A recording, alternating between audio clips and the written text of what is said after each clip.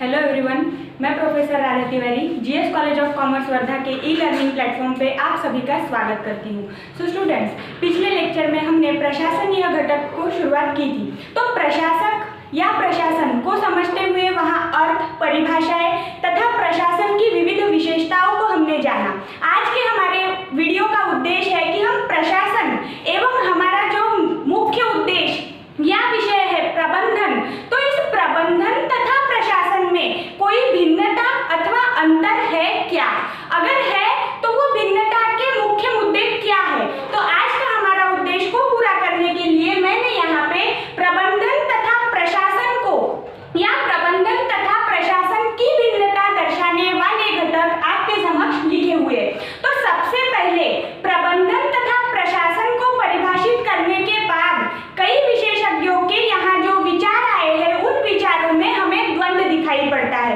कुछ विशेषज्ञों को प्रबंधन बड़ी संकल्पना लगती है या व्यापक संकल्पना लगती है, तो कुछ विशेषज्ञों को प्रशासन यह व्यापक संकल्पना लगती है। तो एफ.एल. ब्रेच के हिसाब से अगर हम देखें तो प्रशासन एवं प्रबंधन को उन्होंने दो घटकों में विभाजित किया है। उन्हें भी प्रशासन की संकल्पना व्यापक लगती है तथा प्रबंधन प्रशासन की एक शाखा महसूस होती है। लेकिन दो घटकों में जब उन्होंने प्रबंधन तथा प्रशासन को विभाजित किया तो उन घटकों को विभाजित करते हुए प्रशासन को नाम दिया उच्च स्तरीय प्रबंधन तथा प्रबंधन को नाम दिया कनिष्ठ स्तरीय प्रबंधन। अब प्रशासन को उच्च स्तरीय प्रबंधन का नाम दिया है, तो यही से हम समझ सकते हैं कि प्रशासन की जो संकल्पना है वो व्यापक एवं सखोल हमें दिखाई पड़ती है। और जो प्रबंधन की संकल्पना है वह प्रशासन की संकल्पना के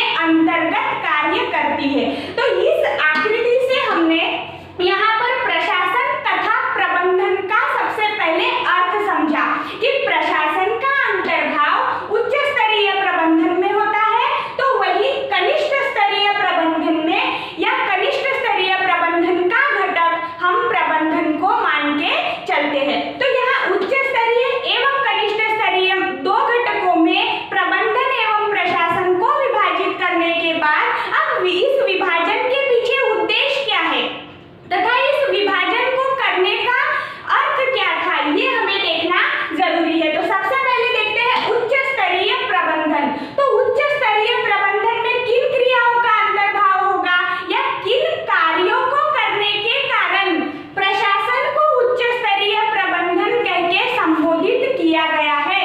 तो सबसे पहले प्रशासन के अंतर्गत आता है चिंतन और मनन करके योजनात्मक निर्णय लेना या योजनाओं का निर्माण करना या कूटनीति का निर्माण करना। तो जहां योजनाओं का निर्माण या योजनात्मक निर्णय लिए जा रहे हैं, ये व्यापक संकल्पना मालूम होती है, इसीलिए यह कार्य प्रशासन का कार्य है या प्रशासनिक कार्य है, ऐसा हम कह सकते हैं। तो यहाँ उच्च स्तरीय प्रबंधन में चिंतन, मनन और योजनाओं का निर्णय और ये लिया जाएगा प्रशासन के द्वारा। वही अगर सिक्के की दूसरी बाजू को हम देखने की कोशिश करें जो कि है निम्न स्तरीय प्रबंधन, तो निम्न स्तरीय प्रबंधन में आएगा योजनाओं का क्रियान्वयन। अगर दोनों क्रियाओं का साम्य कर दिया जाए या मेल कर दिया जाए तो उपक्रम का कार्य सुचारू रूप से चल सकता है। मतलब प्रशासन में योजनाओं की निर्मिति तथा प्रबंधन में योजनाओं का क्रियान्वयन किया जाता है। तो निम्न स्तरीय प्रबंधन का कार्य योजनाओं का क्रियान्वयन है, इसीलिए हमने योजनाओं का क्रियान्वयन करने वाली संकल्पना कौन सी है, तो वह प्रबंधन है, मैनेजमेंट है। इसीलिए हमने निम्न स्तरीय प्रबंधन को प्रबंधन की संकल्पना से या नाम से संबोधित किया। तो यहाँ हमने उच्च स्तरीय प्रबंधन और निम्न स्तरीय प्रबंधन में जो प्रशासन एवं प्रबंधन को विभाजित किया था, उस घटक का अभ्यास किया या अध्ययन किया कि किन घटकों के कारण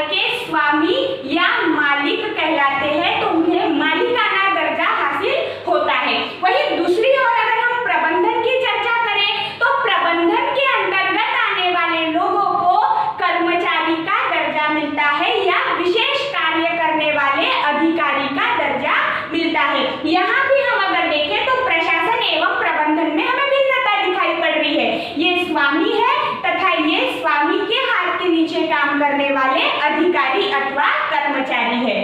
उसके बाद तीसरा हमारा भिन्नता अथवा अंतर का मुद्दा है कार्य, कि किन कार्यों का अंतर्भाव प्रशासन में होगा।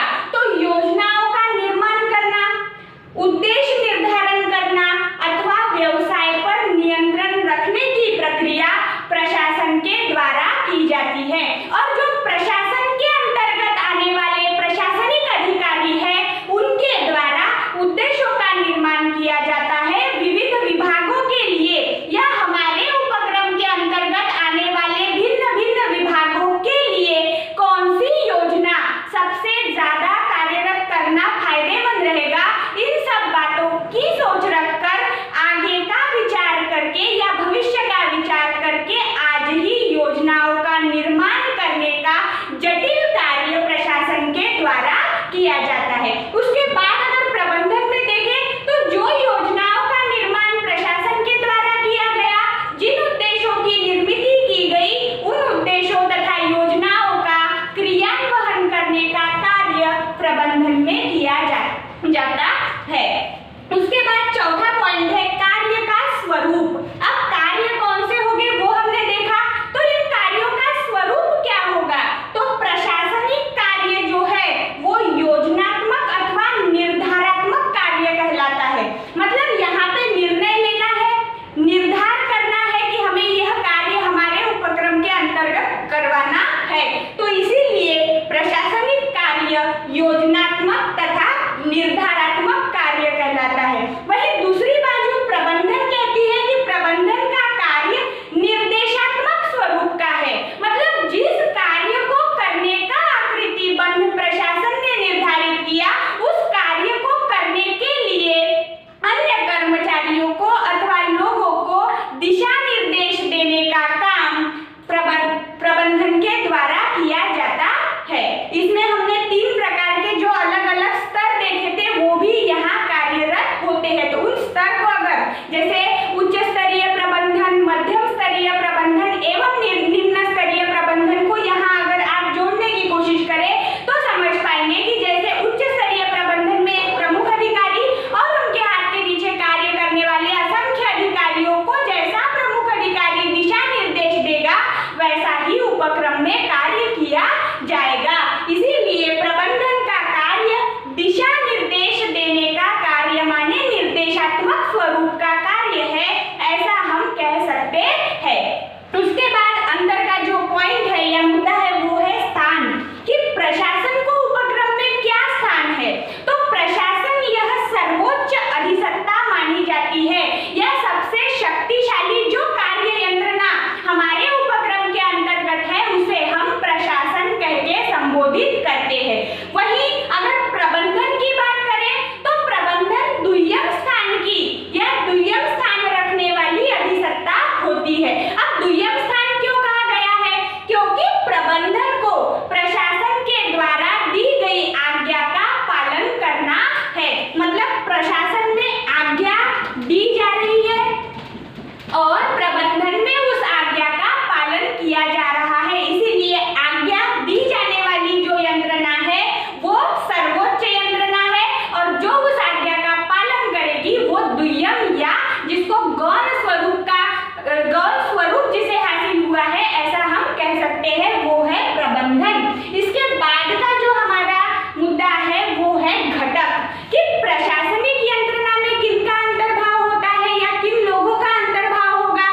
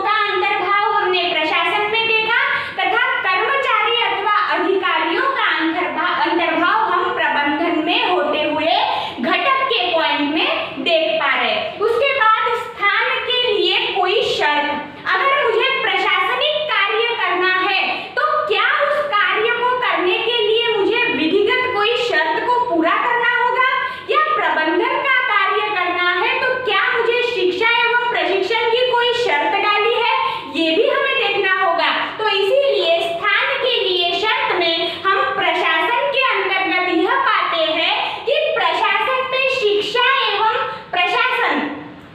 एवं प्रशिक्षण की कोई भी शर्त नहीं है। मतलब यहाँ पर अंशों की खरीद करने के बाद उन्हें स्थान अपने आप मिल जाता है। मतलब प्रशासन में शिक्षा अथवा प्रशिक्षण की कोई शर्त निर्धारित नहीं की गई है, किंतु प्रबंधन में अधिकारियों की शिक्षा, प्रशिक्षण, अनुभव इन शर्तों की पूर्ति करने के बाद ही उस सर्वोच्च स्थान की प्राप्ति किसी व्यक्ति को होती है। इसीलिए यहाँ पर हमने स्थान एवं शर्त में देखा कि प्रशासन के लिए कोई शर्त नहीं और प्रबंधन के लिए शर्तों का पालन करना या पूर्ति करना आवश्यक होता है। दूसरा पॉइंट, भूमिका, कि प्रशासन